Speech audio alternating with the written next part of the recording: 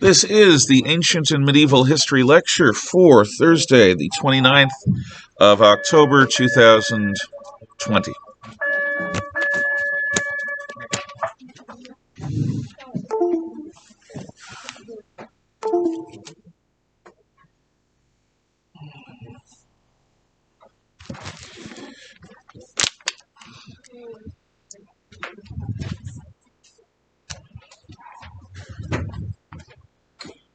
Okay.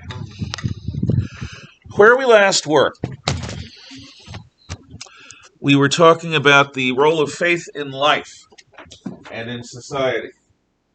Our society is unusual in that our unifying faith is a secular one. We are supposed to all be loyal to the Constitution. Every soldier, sailor, airman, marine, coast guardsman swears an oath to the Constitution. Every political official, whether they work for the civil service or elected office, swear an oath to the Constitution. The Constitution is the fundamental law of our society. The Constitution is the legal basis for all of our rights. We may say that they're God-given, but in fact, in terms of a legal basis, they come from the Constitution. The Constitution is a liberal document, in other words, liberty-oriented. And those people who play with fire by saying that it's an outmoded document written by slave owners miss the point. Their right to say that is rooted in the Constitution.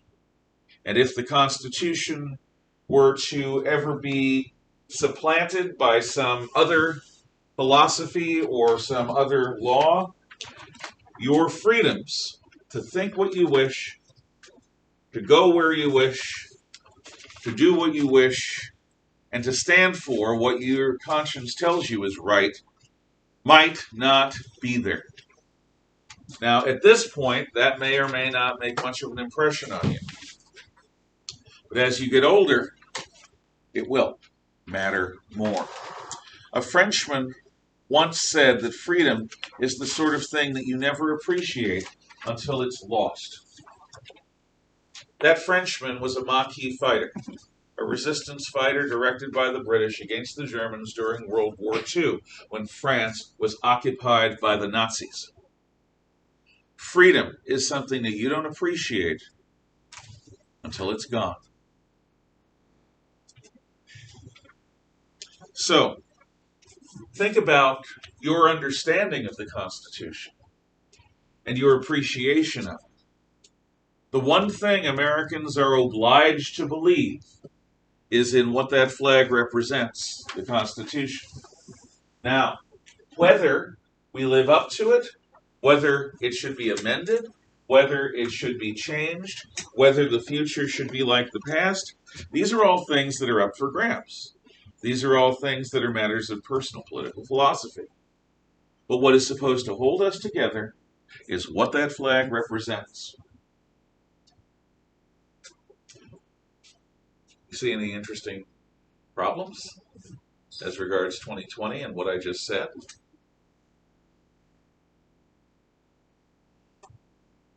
"50 years ago, 75 years ago, 100 years ago, Democrats and Republicans basically agreed on most things.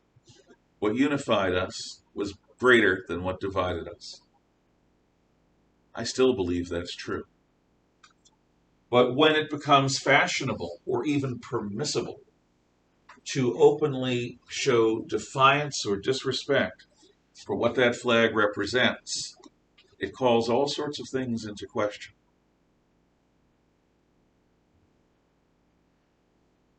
Some argue, what about slavery? Yeah, we had slavery. I don't know how many of you have ancestors that were a part of it one way or another, but our country had slavery, sure. We fought the Civil War to stop it. We amended our Constitution to give blacks full citizenship. When the South regained self-government, they took that away in effect, but not in law. And so in the 1960s, we established a new civil rights law, the Civil Rights Act of 1964, passed by Democrats and Republicans. Our cities then burned for the next few years during race riots. And people say we haven't done things, that we don't recognize our past and what may need to be done about it. I have no problem with people pointing out problems.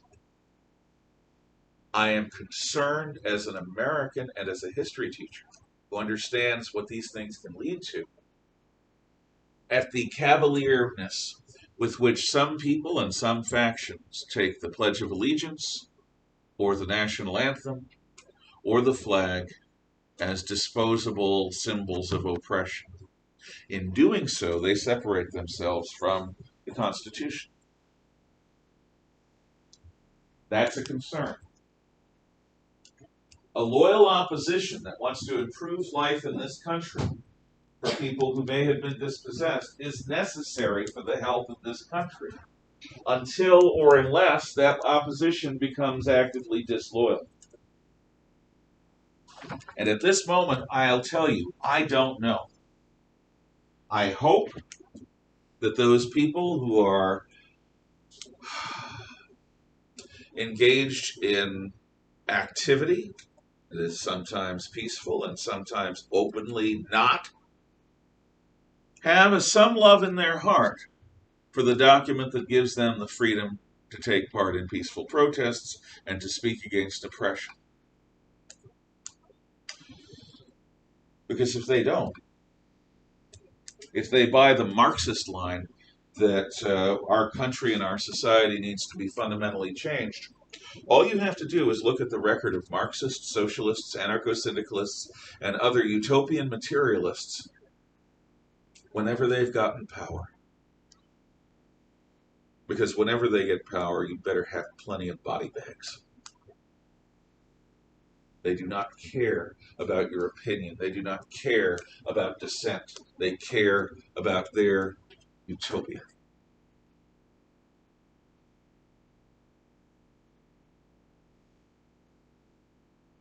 "100 million murdered civilians in less than a century" argues my point better than anything I can say. And I'm talking about from the years 1918 to 2018. From the rise of the Bolsheviks in the Soviet Union, Russia, through the Nazis, the fascists, other communist regimes, and the bloodiest regime of them all, the People's Republic of China. Over 100 million civilians murdered by their own government in peacetime. Why? Because the new faith was another secular faith, but not a liberal faith, not a liberty-oriented faith. A faith in one man or one party or one ideal, one vision of utopia, and anyone who diverted from that vision wasn't just somebody who had a different opinion. They weren't just somebody that you can tolerate, that you can agree to disagree with. They were an enemy. And if you're a revolutionary, you know what to do with enemies. What has typified and stood out about the United States since our revolution against the British is that as a matter of routine, we don't take our political opponents and put them up against a wall and shoot them. That is quite common elsewhere in the world today, and it has been quite common elsewhere in the world since 1780.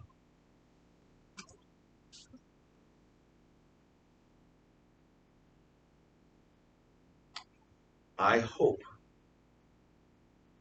that my fervent belief that this country and its people have more in common with one another than divides us is still true. Because if it is, whatever problems and disagreements we have, we can work them out. If it's not, well, I've lived much of my life. If mine ends, I'm not going to be thrilled. I'd like to live a while longer, but I've had a chance to be free, and I'm not really content to be anything other than free. You all You have your lives ahead of you. It would be terrible for those lives to be under the whip hand of some doctrinaire dreamer. If you see my intensity, it is because we're now approaching one of the sacraments of our civil society, of our civil religion, the sacrament of the election. And we already have so many people talking about fighting whatever results come in the courts. That disturbs me too. It further disturbs me that the COVID crisis is being exploited for political gain by people on all sides. I hate the notion that you should never let a crisis go to waste. Because anyone who is willing to exploit crises for political gain is a parasite who doesn't care anything about the American people other than as a source for wealth or power. They're users. When there's a crisis, we're supposed to come together. We're not supposed to use it against our opponents. So I'm hoping that our secular sacrament, the election next Tuesday, goes well. Whether my candidate wins or loses, I hope it goes well. Win or lose, if both sides are loyal to the Constitution, I have nothing to worry about.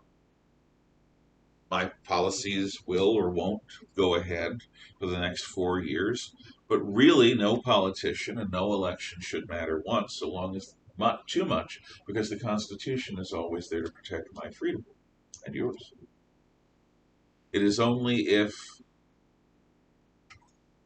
candidates who gain power are not loyal to the Constitution that we have something to worry about. And at that point, the question is, do what we have to worry about, does that take the form of fighting? Because many Americans will not submit to being tyrannized. Or will it just be tyranny? Because sometimes the opposite of peace isn't war. I'm sorry, the opposite of war isn't peace, it's surrender.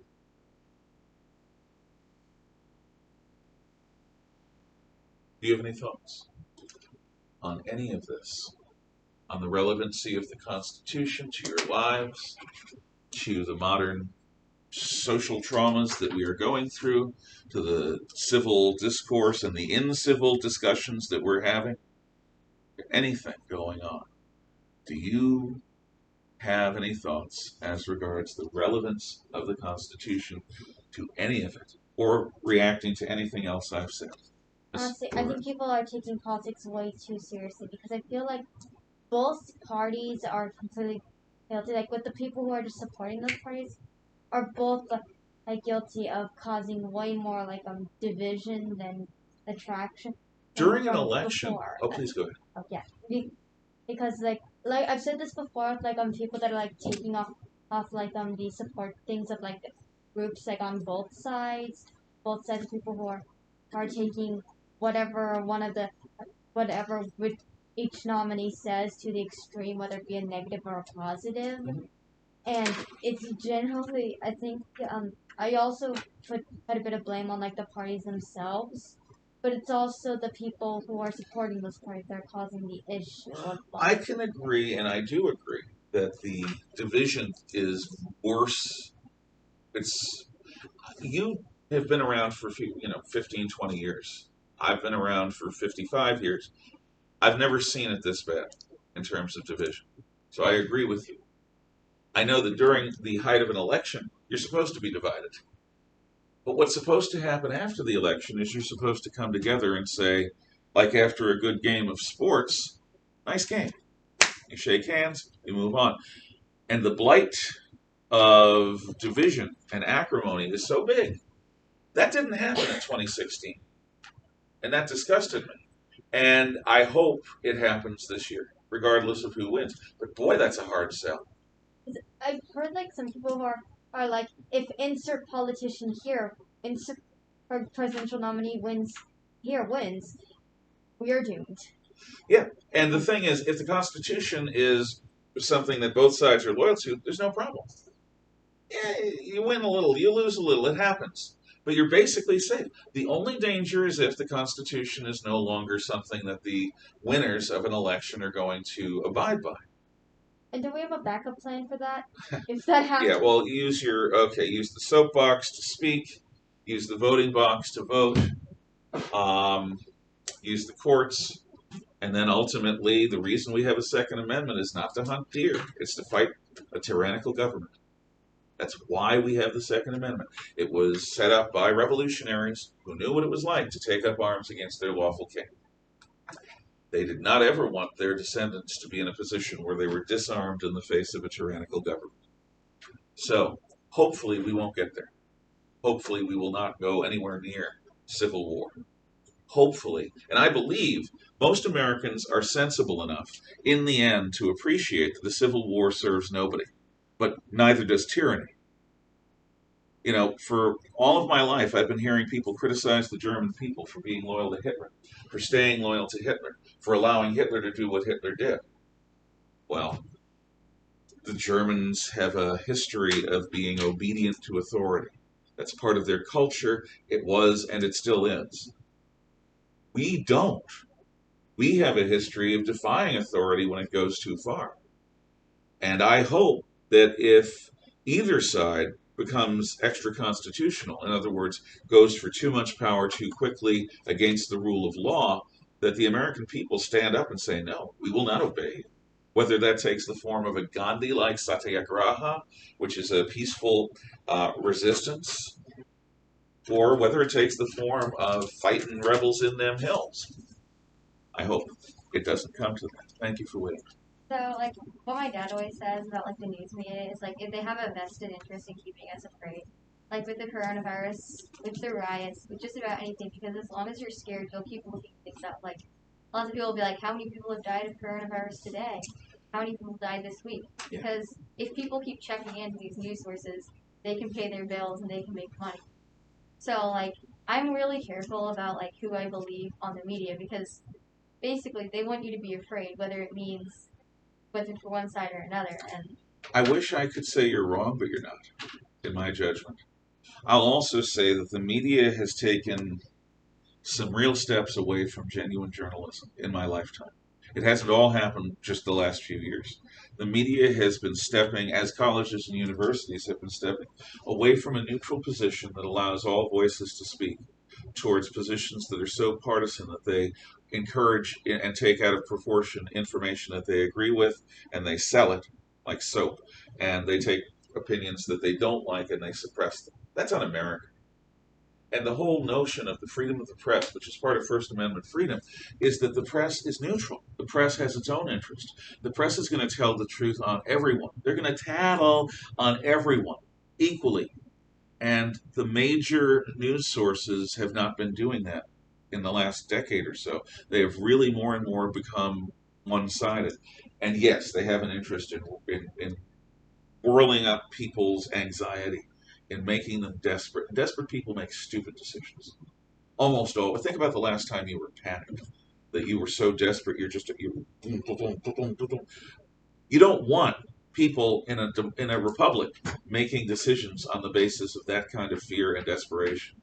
But you're right, our media thrives on it, and our media culture thrives on it. Yesterday, the Congress had hosted the head of Facebook and the head of Twitter.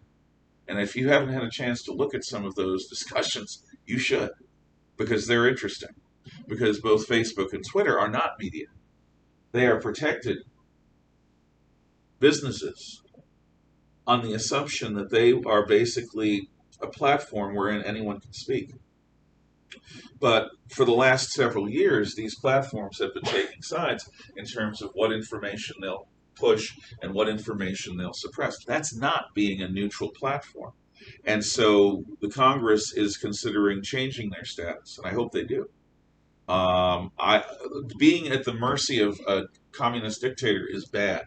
Being at the mercy of some tech Brahmin prince of Seattle bothers me. Nothing against Seattle, but that's where a lot of them live. That bothers me even more because it's a hidden power, but it's still a great deal of power. Any other thoughts? Yes. Going along with what Jim said, my uncles and my dad have taught, like, have been teaching me, like, throughout different elections I've been alive for, to look at what both sides of the media, both sides of Democrat, Republicans are talking about. Their what they're what they're trying to do is tell you what they think is better, and to look for what could be trouble, what could be make you want to do a drastic decision in fear, to look for what is propaganda, Mhm.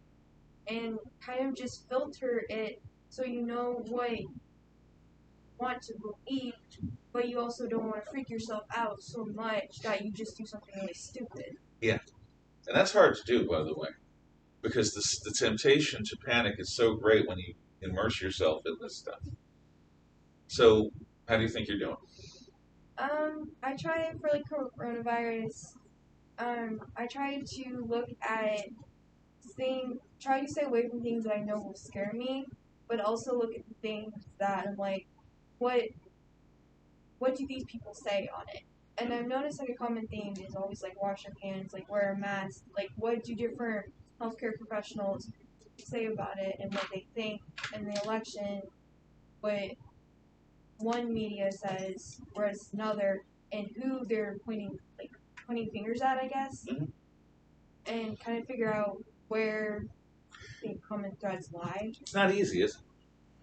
It's not. Being a citizen in a free society is difficult. Being a slave is easy. It's unpleasant. It's not a life I think is worth living, but it's easy.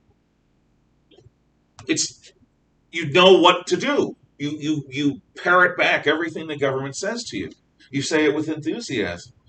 But being free requires you to have a mind of your own. That's why we invest so much time in educating you. That's why historical education is so important. Because you need to develop a sense of how the world works, what human nature is like, and how all of this can play out. You need to get your own sensibilities of right and wrong, good and evil, of what you stand for and what you oppose, so that you have a personality, so that you're not simply prey to the forces around you, so that you have your own backbone, your own character, your own values.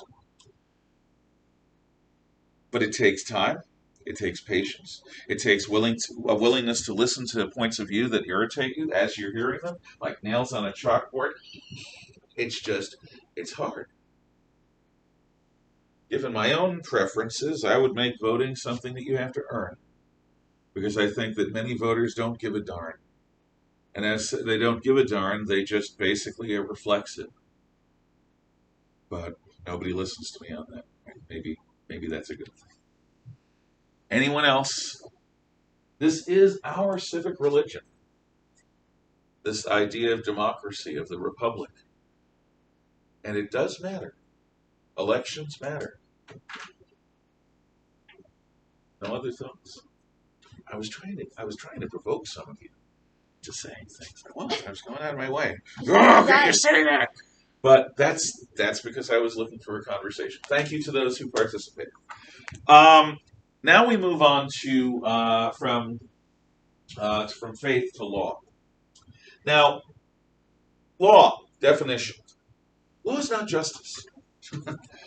Law is the line that if you cross, you will be punished.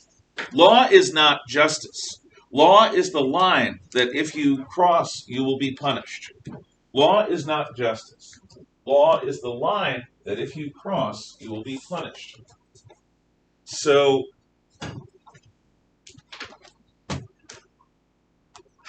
we aspire to justice.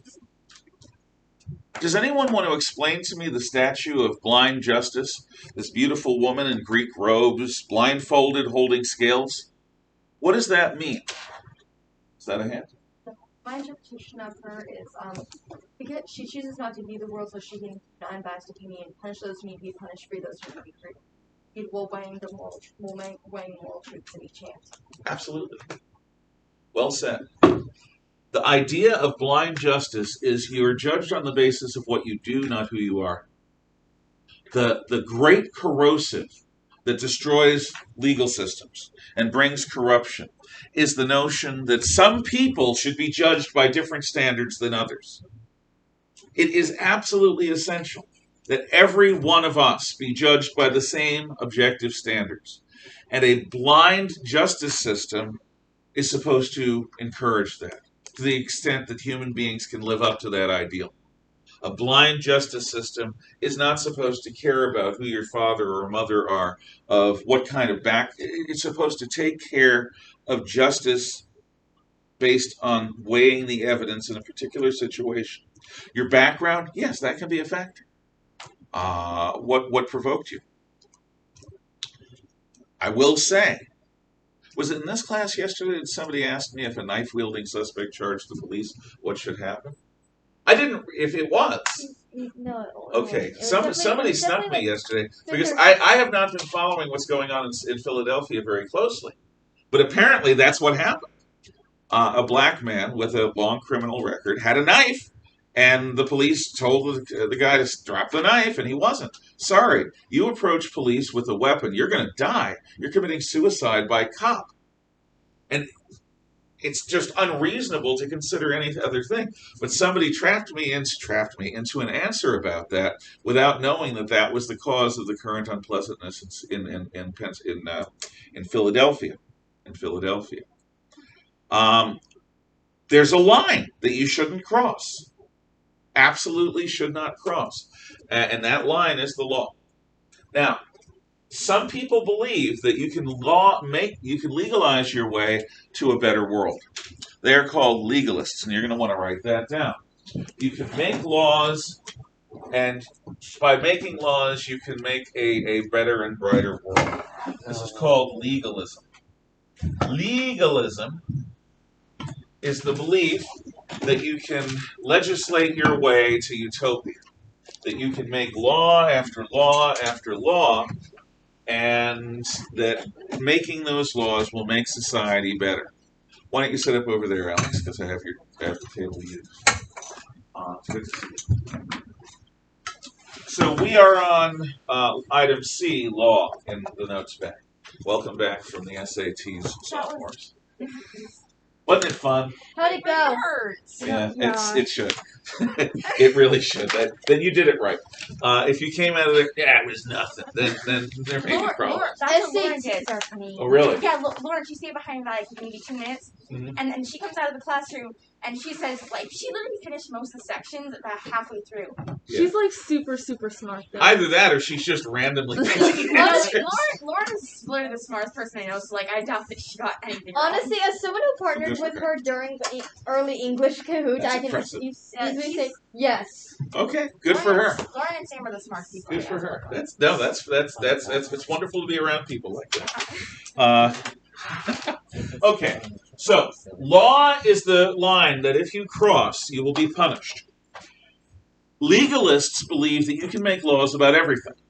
You can make laws about how people should speak to one another, how people should greet one another, how people should applaud, how people should refer to one another. Law. Legalism usually leads to some form of totalitarian police state. Because if you have laws about everything, you have no freedom. You have no room to breathe. Everything's regulated. Everything's controlled. You got to watch out or you're going to get punished for doing the most normal and natural of things. So legalism has some problems. The Chinese figured this out over 2,000 years ago. Their first emperor, Qin Shi Huangdi, was a legalist. He's Mao Zedong's role model. Mao Zedong is the communist dictator of China in the middle and late 20th century, the greatest mass murderer in human history. Killed between 60 and 120 million Chinese in peacetime. Directly, he did that. Hitler's a piker comparison to him. So is Joe Stalin. The Qin Shi Huangdi, Mao's role model, decides that he's going to make laws about everything in China. And suddenly, China becomes this state where everyone's watching their backs because nobody knows who's spying on them because everyone is going to break the law. When you make that many laws, you're going to screw up. And it's not that I'm a criminal, I'm going to be a rebel. No, it's like, oops. But when you're in a society that has laws about everything, and the punishment is usually torture or death, it's bad. So the Chinese ultimately abandoned legalism for Confucianism, which is something we'll talk about later. Now, as law develops, and I assume if you have questions, you're going to ask. As law develops, it starts out really simple. Me strong, you weak. You do what I say or I pound you. That is the law of force. The law of force is might makes right. By the way, you're not weak. Thank you for letting me use you as an example. Of course. I thought that you could take it. The law of force, might makes right. You do what I want or I pound you. There's a problem, though, with the law. That's the most primitive form of law, if you want to call it that. This is the rule of thugs. This is the rule of bullies. This is the rule of people whose sole power is to make you afraid or hurt you. But the law of force is constantly changing. It's anarchic by nature. It's anarchic, chaotical, anarchic. You have no knowledge of how you can prevent being beaten except just to slavishly anticipate the needs of the bully. But there's something else. The law of force, because it's based on raw force, is based on the leader's ability to punish people. But everyone has to sleep. Everyone has to sleep, and everyone gets sick, and anyone can get injured. So if Brocco Bobo, the bully, who is our chief, who intimidates everyone, goes to sleep, the weakest person in the tribe can take a stone, sneak up, and crush his temple and kill him. And then he's gone. He's gone. It's a good thing. And then somebody else will take over, and they'll be me strong, you weak, you do what I want, or I pound you. The law of force's problem is that it is a constant roiling gang war. So it is quickly replaced by the law of family. The law of family, its slogan, if it had one, would be blood calls out for blood. Blood calls out for blood. So you gave my little sister an Indian burn on their arm. Okay. My sister told me about it. I saw it. It's throbbing in red. Am I going to give you an Indian burn? Okay, here's one of the qualities of the law of family. Justice is always escalating. It's not equivalent, it's not equal, it's escalating. If I want to discourage people from messing with my little sister, what I'm going to do is instead of giving you an Indian burn, I'm going to break your finger. Then your father or your big brother or whoever, your uncle, shows up and breaks my arm. So then my uncle or my brother or whatever, my son, cuts your guy's arm off. Then my guy gets maimed and he's in a hospital for life, crippled. Then your guy gets killed. Blood calls out for blood is better than the law of force in that weak people associated with family members who are strong get some protection. There's some degree of law and order. There's some protection from the chaos of being vulnerable to anyone and everyone's predations. But these things have a price. Yes, the weaker members of the family are protected by the strongers. That is the law of family. But the law of family always escalates. You know why? Because terror is a form of communication. Otherwise, we wouldn't have terrorists. Terror is a form of communication. Like it or not, it is. You communicate something with violence. And what our families are doing is they're communicating to one another and to everyone else, don't mess with our families, because we're going to go ape nuts on you. We're going to go bug nuts. We're going to go absolutely bongo crazy on you. Don't mess with us.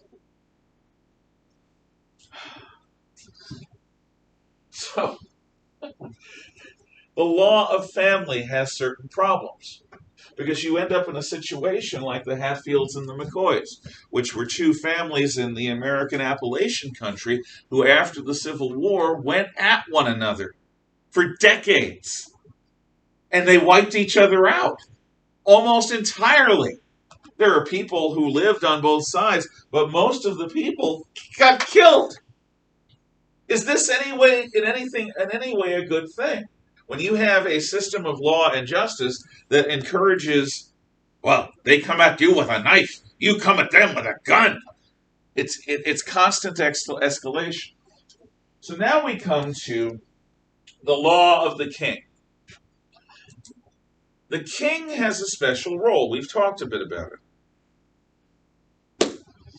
The king is the king in practical terms because the priests say the gods want him to be king, and the army says, "Sir, yes, sir." That's the king. And the law of the king is based on this premise. I've got an army, and if you don't follow my laws, they're going to be sent after you. After you. So the law of the king is different because there is an impersonal nature to it. If, bless you, if I am the king, why not?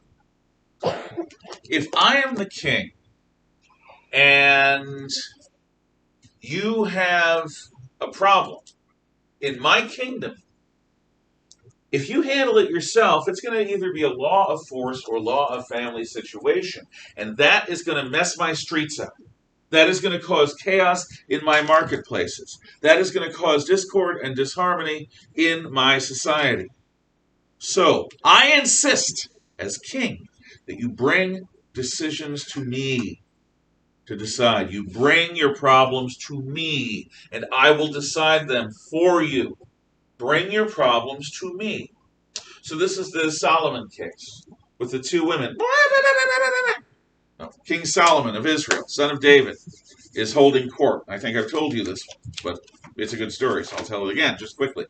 And two squabbling women come in, desperately squabbling, and there's one baby and it's placed on the table. And each of the women claim to be the mother of the baby, and that other woman, that bleep, is trying to steal my baby. So Solomon in his wisdom says, fine, you get the left half, you get the right half. Split it down the middle. At which one of the women said, forget it. It's her baby. Just don't hurt the baby. And then she gets the baby because she cares more about the baby than winning the argument. The law of the king has people going to the king for justice, and that means that you don't have family feuds. The king is usually an impartial observer, and he will probably try to do what's right. He will probably aspire to genuine justice if he's a good king. If he's not a good king, you're in trouble anyway. But there's a problem. Mr. Dix seems like a good fellow, but in fact, he's one of the nastiest, scariest criminals in our town. The problem is, even though he's been kidnapped, murdering, and stealing and extorting money, and we have evidence, the Dixons are the second most powerful family in all the kingdom. And the head of the Dixon clan, the paterfamilias of it, has made it known to me that if I ever put his son on trial for any of his crimes, that he'll go to war. And my country will be racked by civil war. Am I willing, so eager to do justice to your many victims, that I am willing to risk civil war? Or am I willing to believe your family when they said they'll pull you off the streets and they'll keep you home and they'll keep you away from trouble for the rest of your natural life? The king has to weigh politics in the justice, in the execution of justice. The king has to weigh political situations. I know you're not a crime lord. If you are a crime lord, forgive me for using you as an example like this. That's a good one.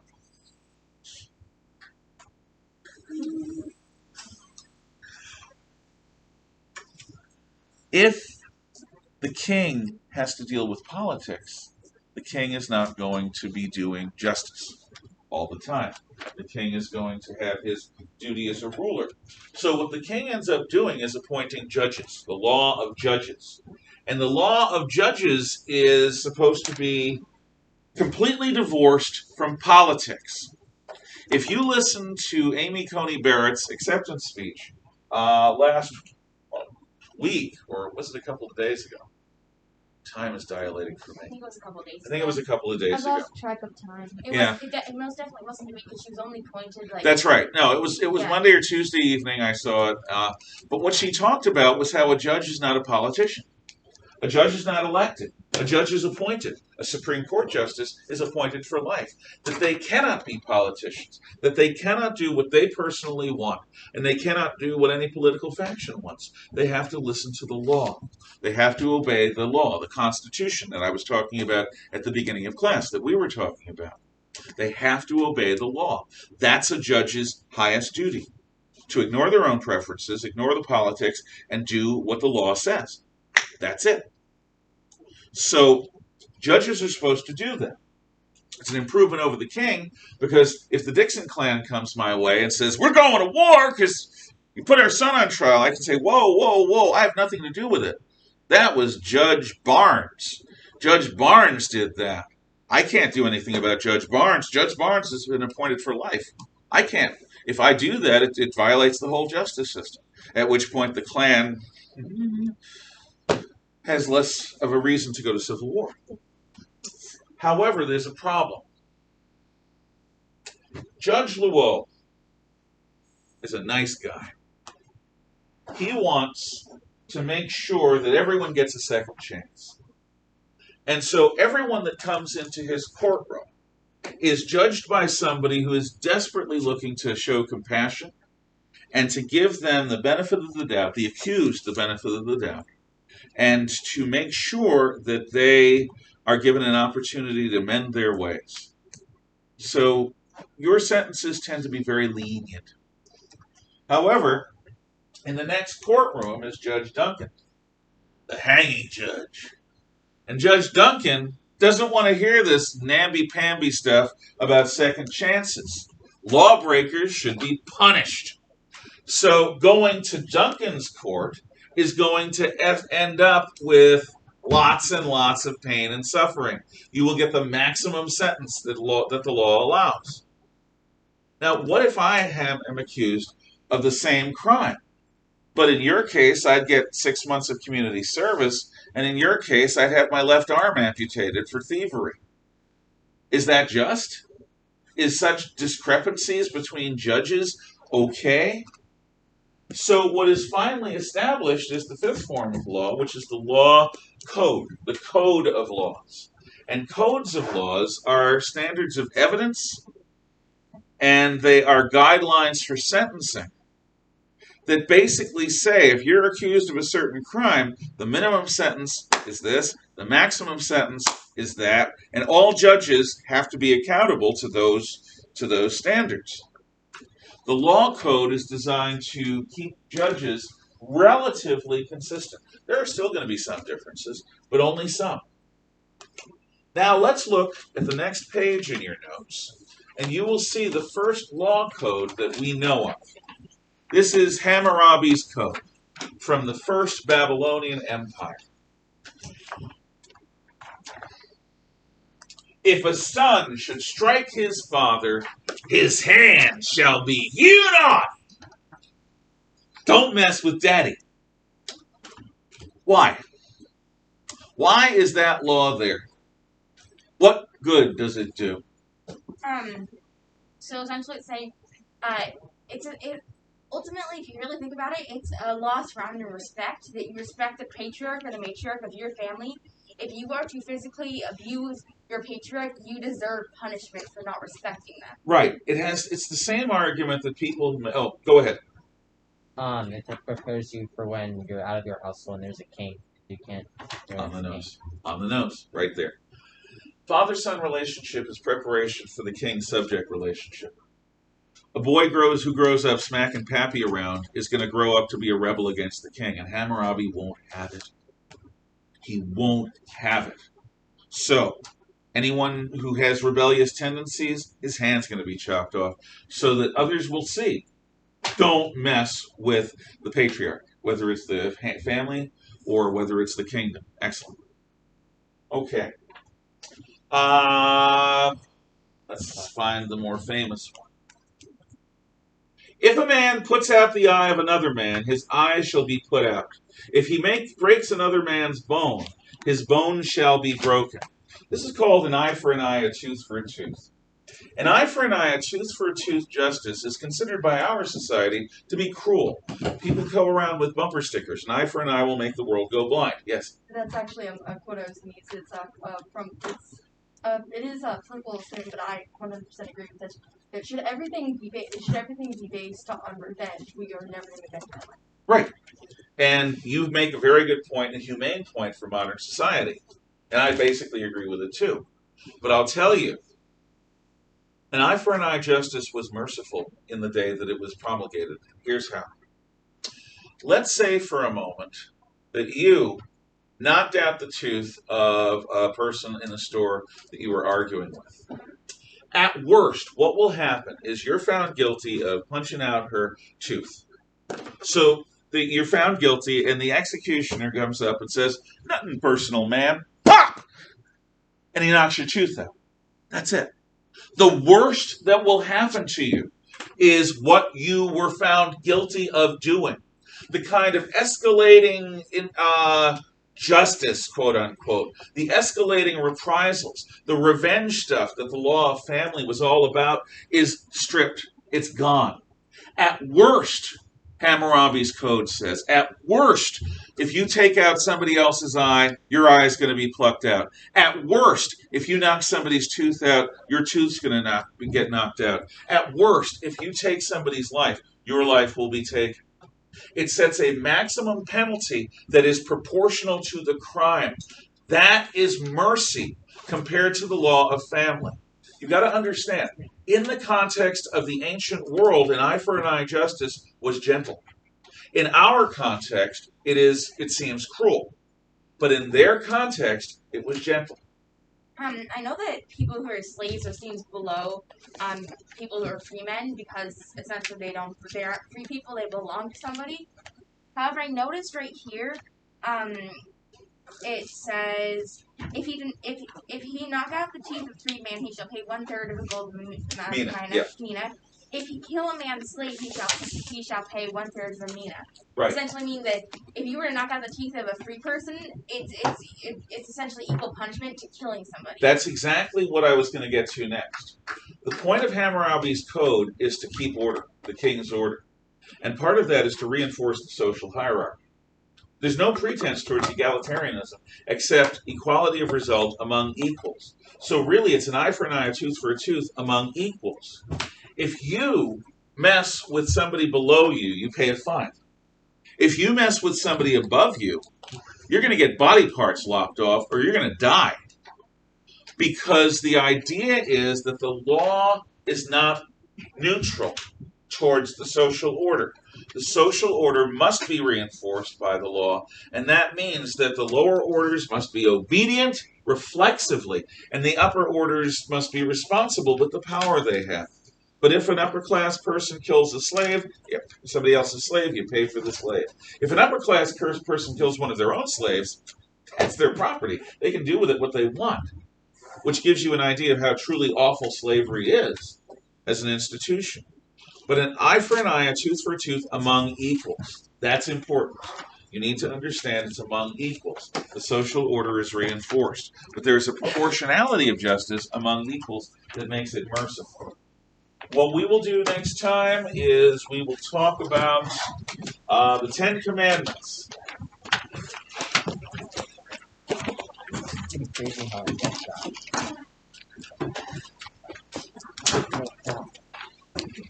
Remember, 3 p.m. today is when I must get anything from the first quarter that you want credit for. So hopefully that will happen. By the way, Hold on. Yes? Oh, okay. I'm going to shut the video off then. If it's not a big class question. Bye.